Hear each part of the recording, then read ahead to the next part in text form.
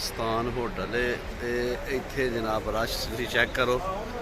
ईद की नमाज पढ़ के तो लोग आ गए नाश्ते वास्ते ते जगह कोई नहीं जे असी भी नाश्ता करना है। मैं तुहानूं दसदा तुसीं चेक करो अंदर फुल कोई जगह नहीं जे पता नहीं सानूं भी मिलदा कि नहीं टाइम इत्थे नाश्ते का। उम्मीद कोई नहीं जनाब इत्थे नाश्ता जनाब मिल जे पता नहीं तो वापस ही जाना पैना जिन्ना क रश इत्थे नहीं लगता नाश्ता मिले। चलो लेने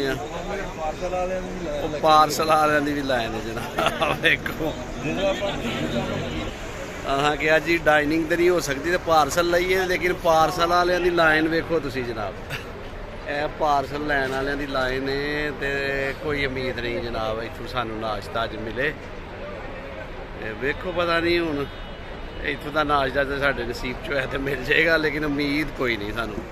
रश रश तुसी वेखो जी रश चेक करो। चलो जी कुशल भाई कोई नहीं जे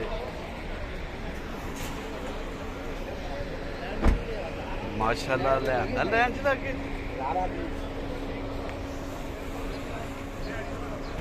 लो जी आखिरकार सानू इत्थे नाश्ता नहीं मिलिया ते ना ही सानू इत्थे टाइम मिलिया ना जगह मिली है।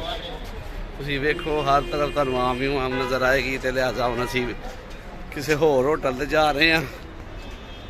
ए ते जनाब ईद वाले दिन अच्छा गाल नहीं होया साडे नाल। चलो लेकिन देखो की कर सकने इंशाअल्लाह उम्मीद कर रहे हैं कि हुण दूसरे होटल ते किते ना जाने तो उत्थे सानू अच्छा नाश्ता मिलेगा।